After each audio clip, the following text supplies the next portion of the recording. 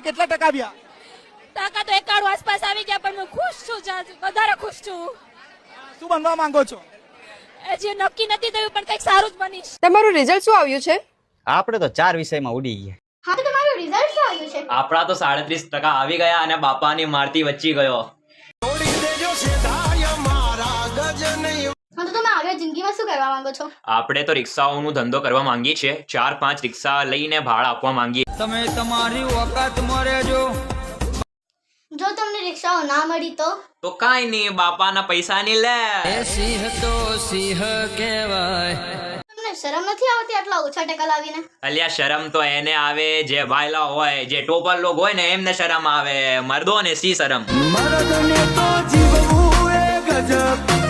હવે એક સવાલ હું તમને પૂછું મેડમ, પૂછો. મારી જોડે લગ્ન કરશો?